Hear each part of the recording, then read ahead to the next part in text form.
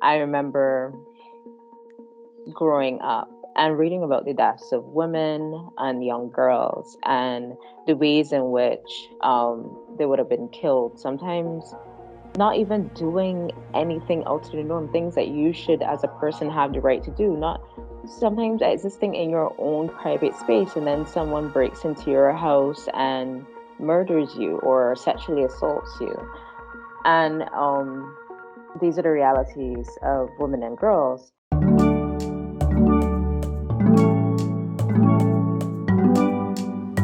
Hello, everyone. I'm Lindy Ann Edwards Alain of the United Nations Information Center for the Caribbean area, and it is my pleasure to host this episode of our podcast, Build Back Better Caribbean. The UNIC is pleased to once again collaborate with our partners at the UWI Institute for Gender and Development Studies, St. Augustine, to bring down the curtain on a month of observance, celebration, reflection about International Women's Day. So, one of the highlights of the 2023 observances here in Trinidad and Tobago was the return of the annual International Women's Day Women's Rights March and Rally, a literal and metaphorical movement of humanity around all 2.2 miles of the periphery of the Queen's Park Savannah here in Port of Spain. This event happened on the 11th of March, and our partners, UWI St. Augustine, were part of the organizing committee for this year's event in Trinidad and Tobago. And the UNIC was also happy to be there as observers along the route. After the restrictions, the separation, the complications imposed by the pandemic over the past 2 years, this exercise felt very much like a return to solidarity building and activism in a very tangible and personal way. So the March and Rally in Trinidad and Tobago, we felt facilitated a very boisterous emergence from the pause the pandemic imposed. But we also felt that the sights and the sounds of the rally provoked reflection about the Caribbean gender activism journey toward a fully inclusive society. That is, a Caribbean society rooted in the recognition of everyone's human rights, where nonviolent interactions are the default. So we thought that for this episode, the conversation we would like to have is to examine the evolution of Caribbean feminism in service of this journey and this ongoing struggle to make peaceful interactions and conflict management the norm rather than the exception. And it is our privilege to once again collaborate with UWI St. Augustine using the platform provided by their distinguished Lunchtime seminar series to explore together different aspects of this ongoing journey. In addition to that, we'll include some of the voices and respond to some of the ideas that the UNIC recorded at the Women's Rights Rally and March here in Port of Spain on 11th of March.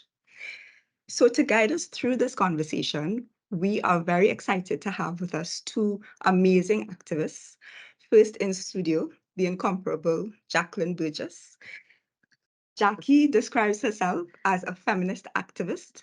She is a sociologist by training and has been a human rights defender for well over 30 years. She is the current coordinator of the network of NGOs of Trinidad and Tobago for the advancement of women. Her activism and working experience are in the areas of social development, gender based violence, HIV/AIDS, and sexual harassment in the workplace and on the streets. She was also the 2021 recipient of the Colin Robinson Hardhead Award, an award that celebrates work in the spheres of transformational activism, artistic boldness, and meaningful solidarity. It celebrates our Caribbean understanding of the phrase hardhead, signifying persistence, relentlessness, resilience, stubbornness, and focus, all perfect things. Then, thanks to technology, the UNIC remains able to stay true to our regional mandate or Caribbean mandate and have joined us online another award winning gender rights activist and Caribbean feminist, Ronelle King. Ronelle is from Barbados, and in 2016, Ronelle founded the viral cyber-feminist movement, hashtag Life In Leggings, which later evolved into a grassroots organization, Life In Leggings, Caribbean Alliance Against Gender-Based Violence. The organization was founded to eradicate the pervasive rape culture in the Caribbean, as well as regional occurrences of gender-based violence. In addition to this work, Ronelle also serves as a youth advisory group member for the United Nations Resident Coordinator's Office for Barbados and the Eastern Caribbean, and is also part of the United Nations 2022 cohort of young leaders for the Sustainable Development Goals. Jackie, Ronelle, thank you very much for being with us today. And thank you in advance for being part of this conversation. Right? Thank you for having us. Great. Thank you. All right, so let's get started. So we measure progress in different ways, right? And in this instance, I'd like us to examine one criteria that's usually used by activists, which is that of making things better for the next generation. So let's begin with the words from a teenager who was part of the march and rally in Trinidad and Tobago. This is a snippet of a spoken word poem that she shared with the rally. As soon as a woman says no, man goes from using pickup lines to punchlines. As soon as a woman says no, man goes from praising the ground she walks on to putting her underground. As soon as a woman says no, man goes from treating woman like God to treating woman like dog. As soon as a woman says no, nobody knows where she goes. If you see what a door here, it's theirs to find them there. Girls like me, girls like we, had to stay away from cars starting with P. Girls like we had to travel in groups when going on shopping spree. Girls like we just get fined under sheds, dead. Jackie, I'll start with you. How are Caribbean societies doing in terms of creating and maintaining safer spaces? Well, actually, I think now a lot of people are really interested in bringing on the next generation. And because of the climate of our countries, the violence, and so I think that is a critical area that we have to work on and that a lot of attention being paid to. So, yes,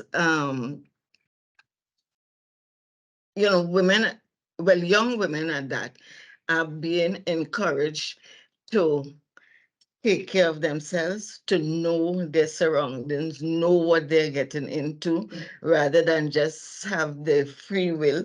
Yes, we need to be free and, we should not be controlled. But at the same time, we need to have pay some caution because we do not have control of others.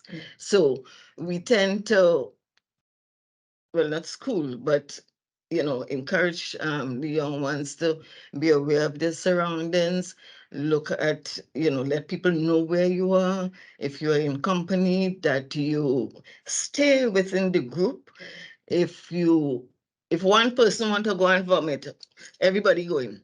So, that whole thing of numbers and protection by numbers, I think is something that we want to encourage and have been encouraging along the way. Um, but notwithstanding, you find that now and then young people get themselves, or not only young people, people get themselves into situations that it's hard to get out of, and ultimately sometimes it ends in death or something like that. So yes, we need young women to pay attention and have your cues. Look for cues, look for things that may just trigger a danger, because sometimes you feel it's in your gut. Sometimes you just see something might spark, and you just feel a different way, and that could be a marker, that could be a sensor telling you, look, be careful, pay more attention. Ronelle, I want to bring you in here. What are your thoughts on that? And also in terms of online spaces, because I mean, online spaces where you and your organization would live. Well, listening to the audio clip, what it triggered for me was the genesis and basis of why Life in Leggings began, affirming the right to exist in public spaces without fear of violence. I remember growing up and reading, because our newspaper, it's not only local news, it's regional news. and reading about the deaths of women and young girls and the ways in which they would have been killed. Sometimes not even doing anything out of the norm, things that you should, as a person, have the right to do. Not sometimes existing in your own private space, and then someone breaks into your house and murders you or sexually assaults you. And these are the realities of women and girls. But what the clip reminded me of is women or girls like Shannon Banfield, who left work in a public space, went into another public space and was killed in that public space. It reminded me of girls like, I think her name is the girls who left to go catch public transportation or take the transportation that would take them to school to just do their CXCs and ended up dead. It reminded me of there was a girl in Jamaica, a girl, and you talk about the intersections of especially those who are most vulnerable. There was a girl who's living with disabilities, and I think she missed the bus, and someone put her in a taxi, and she never made it home. I think of women who would leave, young women especially, who would leave relationships and just go to work and be assaulted and killed by their partner on their way to work.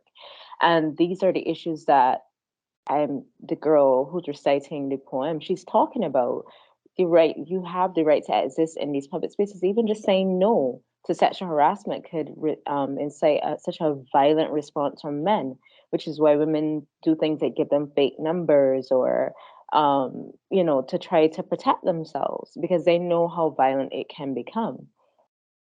And the reality is that we talk in terms of ending gender-based violence is also about creating proper infrastructure for persons to exist within. So I should have the right when I'm walking home in a country that there's proper public lighting, there are proper responses from the service providers, if you get what I'm saying, in terms of like if I report, okay, well, there's somebody who's been following me or something happened to me, but that's not always the case.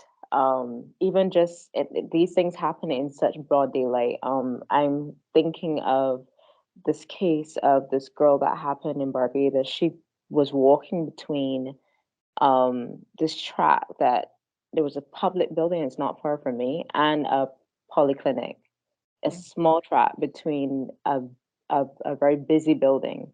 And she was brutally sexually assaulted in that track. And that was something that the residents had been speaking about for years, which goes back to ensuring proper infrastructure because that's not something they talked about. They talk about how this space should be safe for residents to walk through. And as a young girl during broad daylight, she would not have imagined that that's something that would have happened to her in a place that she's been told over and over again is Yeah. safe for her. Yeah. That her country is safe. So that is what I think about when I hear the poem, and Understood. yeah, Understood. in terms of young women speaking out against those types of violences and how they deserve to exist in these spaces free of violence. Thank you, Ronald. Thank you, Jackie. So at one of the rallying points during the march, a representative of Feminist Caribbean, um, this is another song we're going to listen to.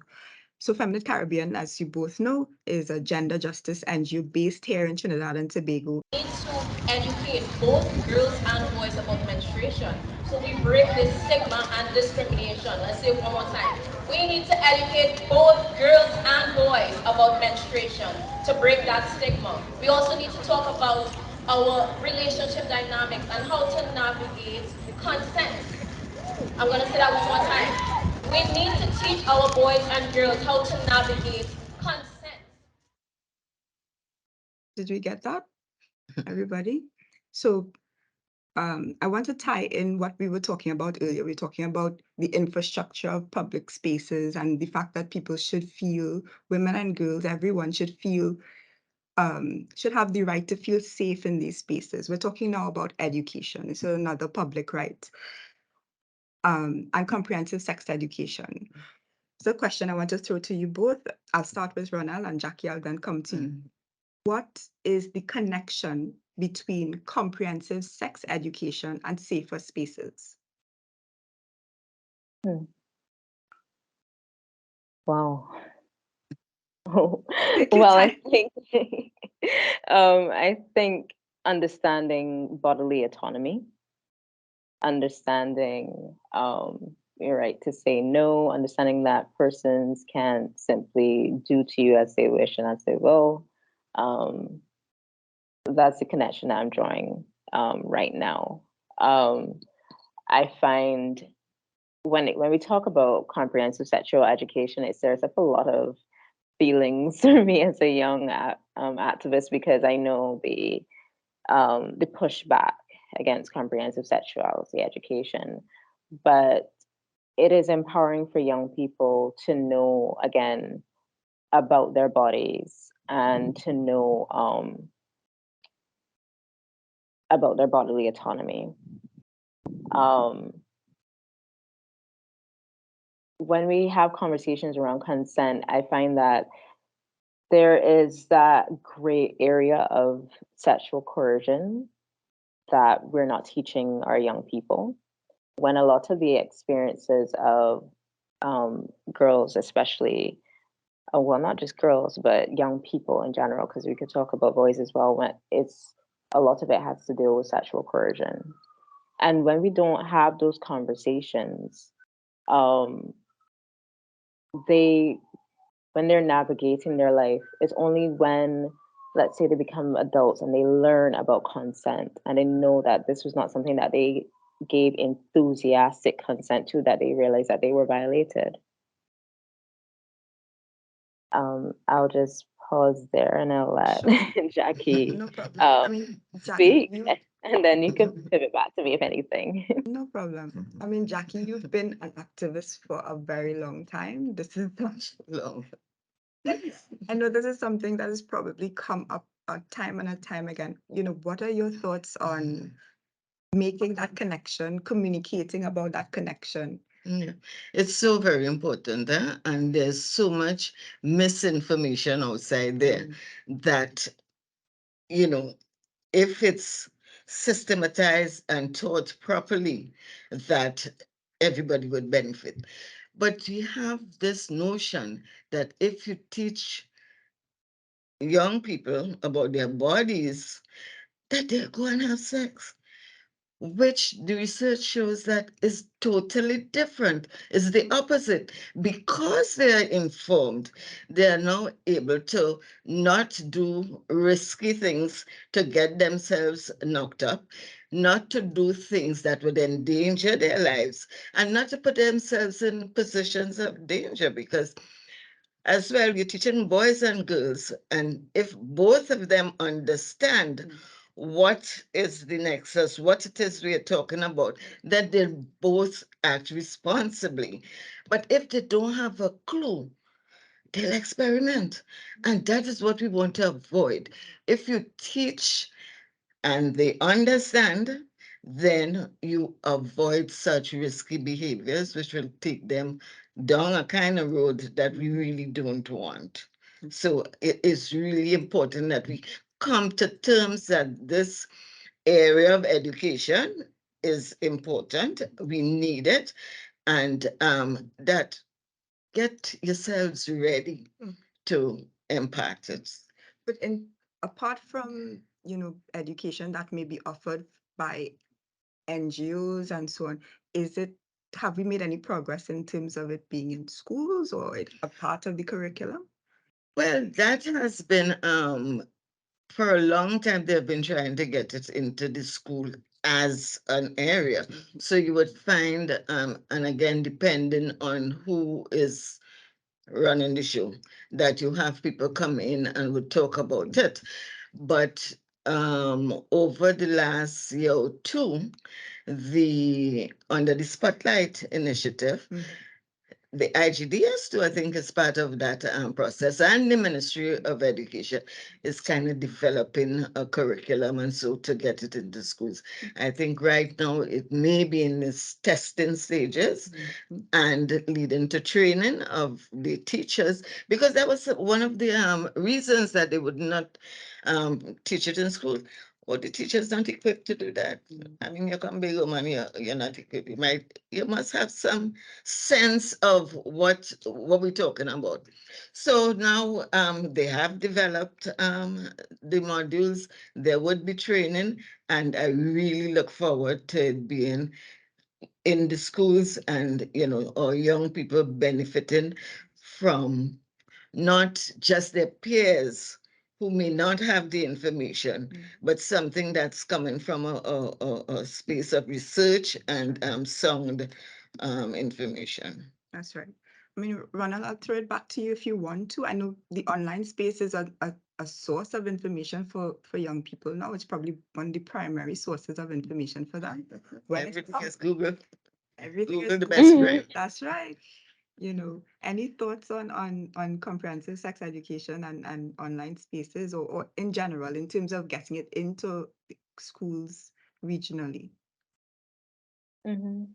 Um, well, there have been, every time someone mentions comprehensive sexuality education, the religious people get to the streets and they start marching, and they they are so good at weaponizing misinformation and taking parents who are concerned and making it seem like a political issue, or so it's there's a lot of pushback.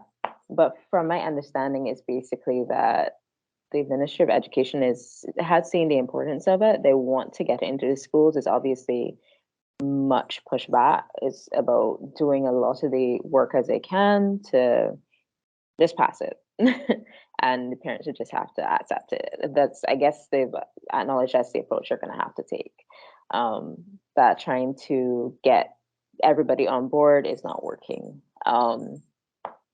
But what the work that IGDS is doing, the Nita Bar unit, I find is great in trying to go into schools and teach the topics around CSE, and the children are very receptive for it.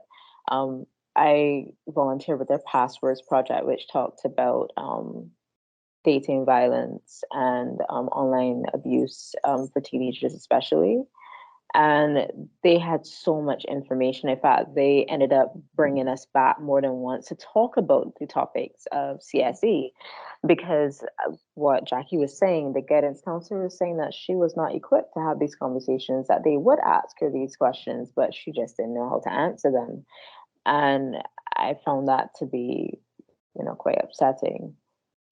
That you're relying on two university students to educate schools, these children, on comprehensive sexuality education, um, when there is the hunger for knowledge there. In terms of online spaces, I find children, the beauty of the internet now is that you can ask. Back in my time when we weren't Googling anything, I know I look young, but the internet was still it's still pretty young. We had to rely on our peers, and they were telling us a lot of nonsense, honestly, about coke and panadols, and honestly, a lot of misinformation. So they have, despite the Google, because Google is just a search engine, it can bring out good information and bad information as well, which is why it's important for them to have trusted adults who they can turn to in the environments in which they're constantly in, which is school. They spend the majority of their time at school, to ask for information. That's why it's so important. But it's um in our program, Pink Parliament, we talk about comprehensive sexuality education, and we do role playing. So one of the girls, she was saying, if she was the Minister of Education, how she would roll out comprehensive sexuality education. But she was saying one of the flaws, and I hadn't even thought about it as in depth as she had, was that we have one guidance counselor to sometimes 1,000 students, and that is not fair.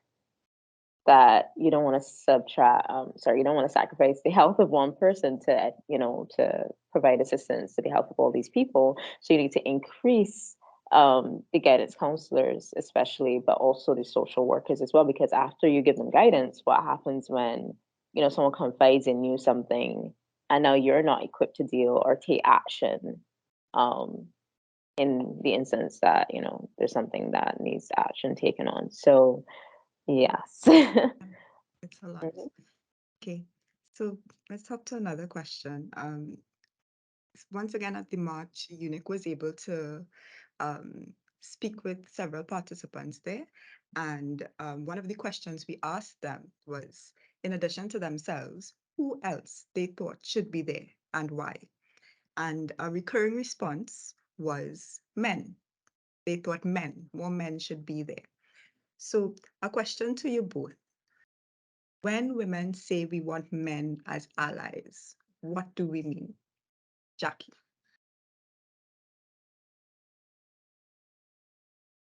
I think we ought not to be having conversation just among ourselves, right?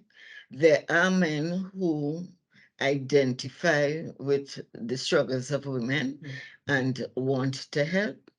Once they're sincere, by all means, right? So when you have men as allies, it doesn't mean you just drag up a man just for numbers, but people who understand the issue, people who can contribute to the issue. And some men are placed where they can do something to enhance or to help you develop your response to the issue. So those are the men I would seek out, or if they offer themselves, that I would connect and make an allyship with. And I don't think our movement and our cause is to exclude men. It's far from that. And in this day of inclusion, we need other ears, we need other perspectives, we need other people to say, probably there's another way. If we want to just march, we say, somebody, a man can say, let me sit down and talk instead now. So, there are male supporters out there who are very strong and sincere and can help the cause. And by all means, I think we should take advantage of that. Ronelle, your thoughts? Picking back off of what Jackie's saying, men who are holding themselves accountable to the cause as well, because you don't just want to invite men into this space who don't have that consciousness of what the movement is about or what we're trying to achieve. Because there are men who believe in being a feminist, they're solely coming in and being like, well, I've never hit a woman, and that's it. I don't support violence against women, and that's it. But they have not done any sort of work, held themselves accountable, have any interest of holding their peers accountable, doing the real work.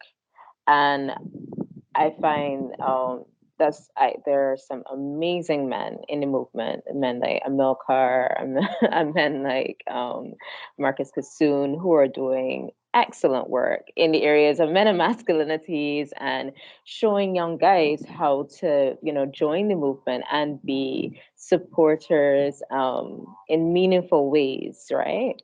But also in understanding and interrogating themselves in terms of what masculinity is and how that contributes to these larger issues. Because it's not just about getting on the streets, as Jackie would have said, I'm marching, and it's not just about having conversations, but really trying to get to the root issues. And you have to be open and hold yourself accountable for that. And yeah, so those are the types of guys that we tend to love to see coming into the movement. But that doesn't mean that you have to be perfect. In the sense that doesn't mean you have to have been to done everything to attend every single gender course.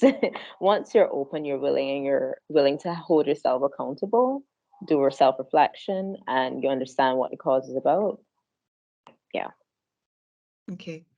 It's So funny that you mentioned Marcus Kissoon because at the march we had the opportunity to speak with him, you know, uh, and this is what he had to say.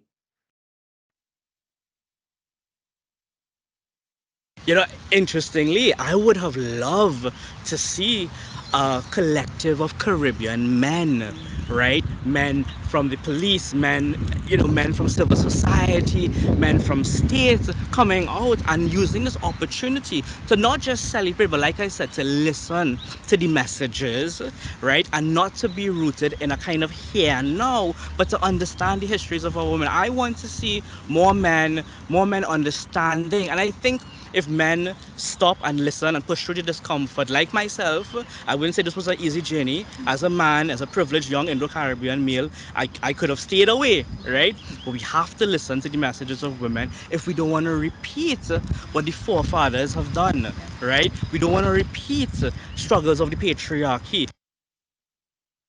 Right. So my question, I mean, a really, really deep experience there. My question coming out of that is what has been, because I know we spoke about in general what we're looking for when we're talking about alliances and with men in particular. But speaking even broadly, what has been both of your experiences in terms of building alliances or creating spaces for new alliances within the movement? It's been rocky. It's been really rocky because sometimes you find a couple good men and then something takes them away, either study or, family or so. So there is always that space, but it's not consistent. So you would find I want to say the same men all the time showing up. And that's good because that's consistency there. If they're dipping in and out, then you have to ask a question. What's the reason that they're coming? So, but men too are organizing in their own areas. And sometimes you get the feedback. So it's not that there are few men groups that in well, not so much this year, but former times you would find they come out. There are men in the unions too who really, the only thing I don't go along with them is that they kind of control their woman's arm. And that's a different story. But you find that there are some conscious men in the union who look out for their members and we need more of that. We need more men coming out. We need more men paying attention and having the interest of how they can help. Because sometimes they may be interested, but they don't know how they can help. So if you come into this space and say, oh, that is woman thing, and I ain't able, come into this space. Let's have a dialogue. Let's see how we can help you, how you can help us. I think that could build. Right now, to me, other spaces it may be working, but to me, it's kind of slow and it's kind of rocky, and it has been a long time. Yeah.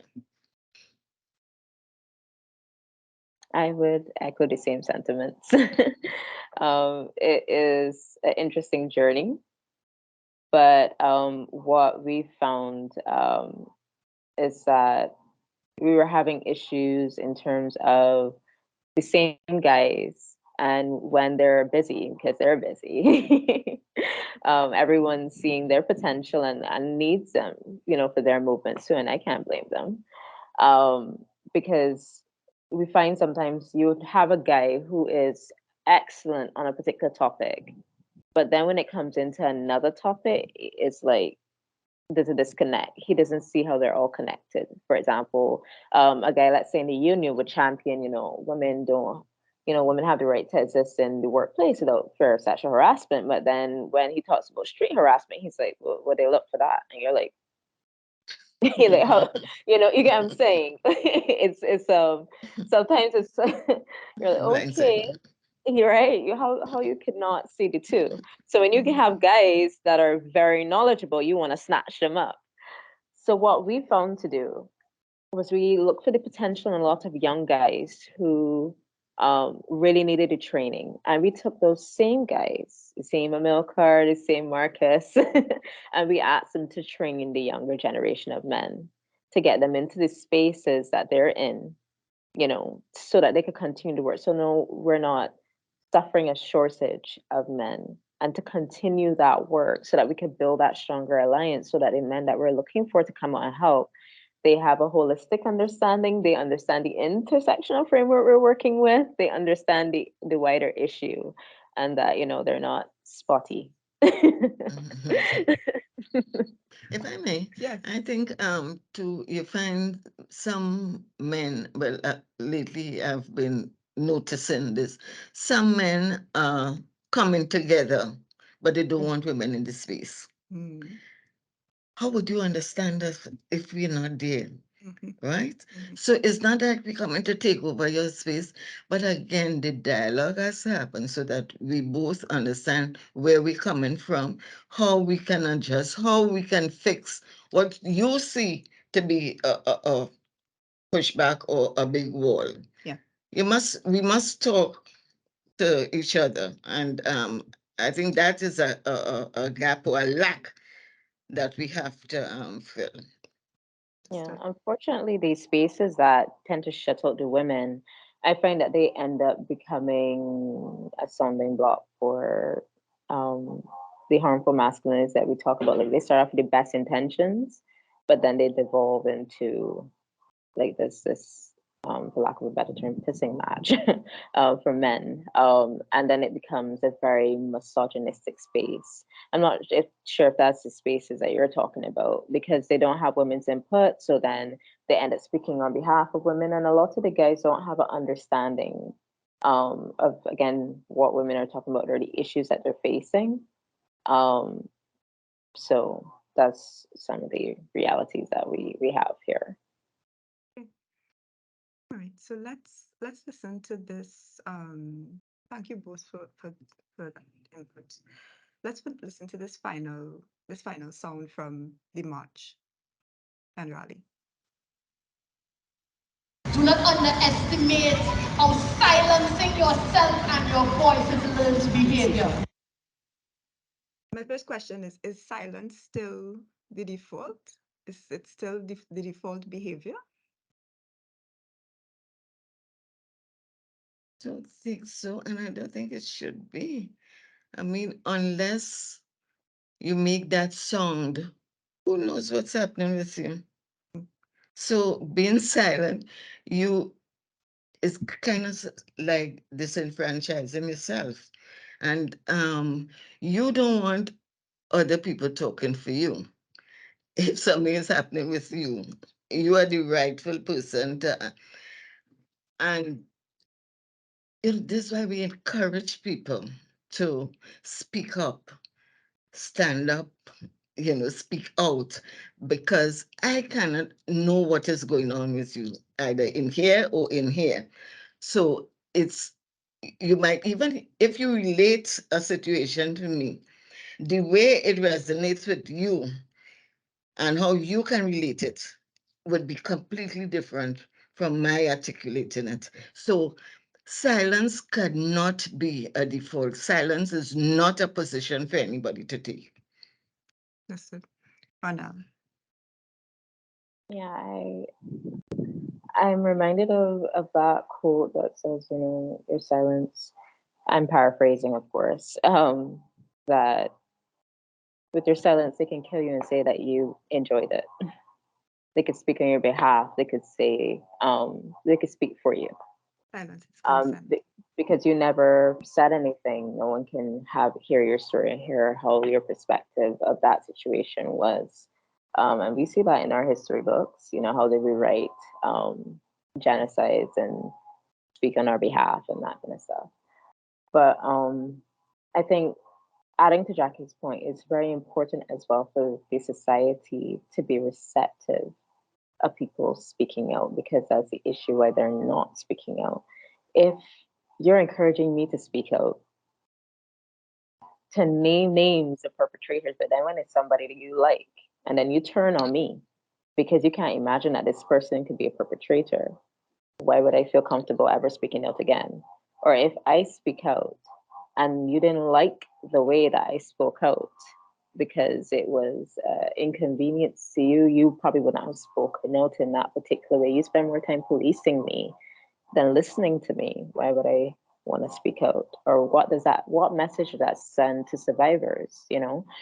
Or when you have women, you have high profile cases, the Johnny Depp case, the Jonathan Majors case that's going on, Marilyn Manson, and you see all the women come forward with all their evidence, and they see how abusers can use Darvo to turn it around and make themselves a victim and have thousands of people come after you, your reputation, and destroy you in the media. What message does that send to other survivors who don't have nearly as much resources? You get what I'm saying? So it's important for the society to be receptive to survivors, and it's not just enough to tell them to speak out. Yes, it's important to break this silence, but what happens when I do? Mhm. Because yeah, Yeah. Um, I'm hearing, huh? I'm hearing you, Rhoda. But my other thing to that is that when you're silent, sometimes you give the perpetrator all rein to go and do it again. Mhm. And that's where, when you say that the society must be receptive and supportive. They can't go behind the person who has spoken out because they are in the position of victim heading to survivor. But at that point, they don't want further victimization. Mhm. So we must have support. We must have that. And talent for me is giving the perpetrator all lane to go again and do it wherever. Because if you wouldn't speak up, and as it is like sexual harassment on the job. Sure, yeah, we getting harassed. But you know what? Nobody's saying anything. How would that person be reprimanded? How would other people know that he's a danger in the workplace? So we can't be silent. We can't be I, silent. I mean, I'm not advocating for silence. I think what I'm also I saying is hear that you. there also I needs to know be you are not. I yeah, know there you also are needs to be not. an education within these spaces and within the society of what abuse looks like, the behavior of survivors as well, because people think like it's this linear process that you complain, you go, you make your complaint, and then it's all hunky dory from there. But that is not the case. In fact, it could be re-traumatizing for survivors, especially in our court systems where it takes sometimes up to a decade for a case to be called. If you don't have any support, oh my goodness, you find people drop the cases. You find people, and it's not because it wasn't true or it didn't happen, but because it is a lot mentally, it is a lot physically, it is a lot. That's why we really have to rally around people who are in situations that, they don't feel alone and they don't feel, Exactly. wasted. They don't feel like, it's me alone against the world. I have a question Exactly. about that. I have a question about that kind of support for survivors and victims and so on. Have we, as Caribbean societies, gone anywhere in terms of institutionalizing that, or is it just still me depending on having this network of friends, having people believe me and hoping people believe me? So there are organizations that their mandate is to support Hmm. survivors and victims. So the help is out there. It's Yeah. just to find it, Yeah. or if you are aware of it.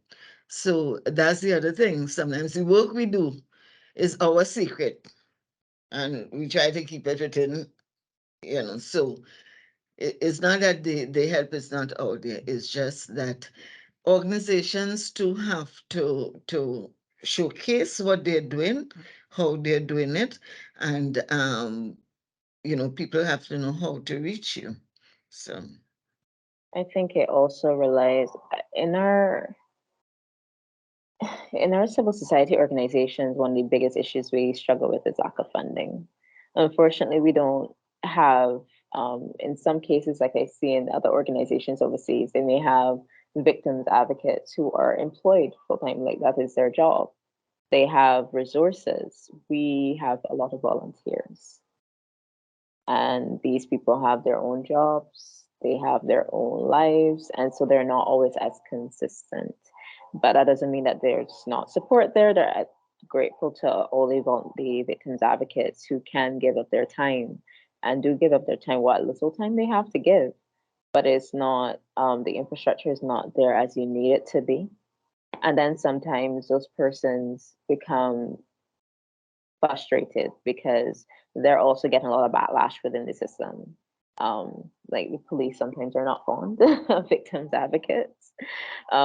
Sometimes others tend to have no issue. In fact, they may encourage you to seek one, or they may reach out on your behalf to get one for you. But it depends. So it's a work in progress. All right, so we've come to the end of the questions. I just want to give both of you a chance if you have any last words before we wrap up about what we spoke about, anything you want to leave our audiences with, um, hope, reality. so I would want to see as well organizations who are doing this kind of work kind of rally together, because sometimes no one organization has all the answers. And rather than working in silos, or watching, looking at how much you're doing and how much you ain't doing, or how much you're getting, and that we work together so that more people could be served. Um, I would like to see that coalescing and that coming together. And, we don't have to join up again as one, but we can share experiences, we can share services. Sometimes, as Rana just talked about funding, we may not have the funding to do as much as we would want to do, but I, as an individual organization, might be able to do it. But I know you want to know what you do, and I could shift some of my clients by you, and we have that kind of relationship. I think is what we need today, like right now. Ronald. Absolutely. I definitely agree with that.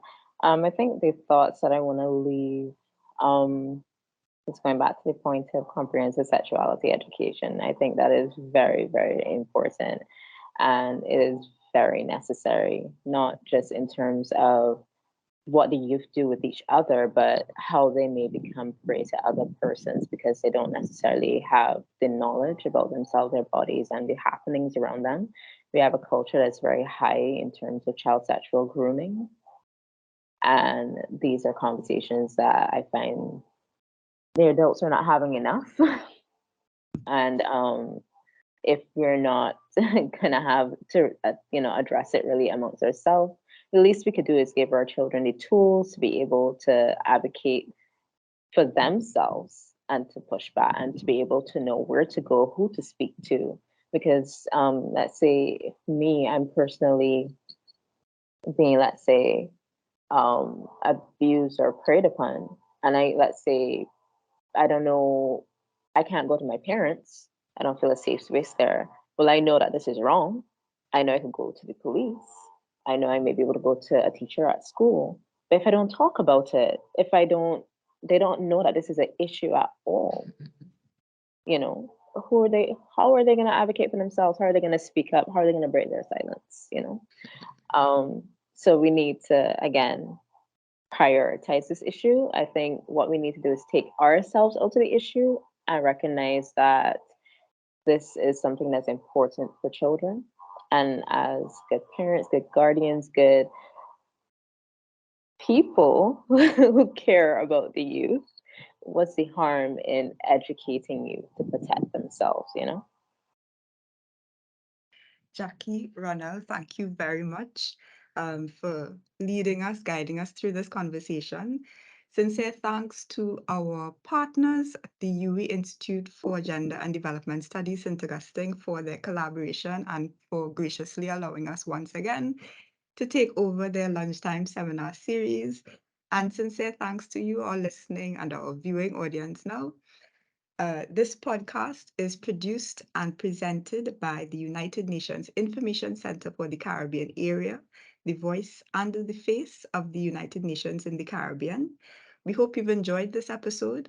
For more content in this series, find and follow the UNIC hashtag Build Back Better Caribbean podcast on popular streaming platforms. You could also see this recording on the UWI Institute for Gender and Development Studies YouTube channel, as well as other platforms they may provide.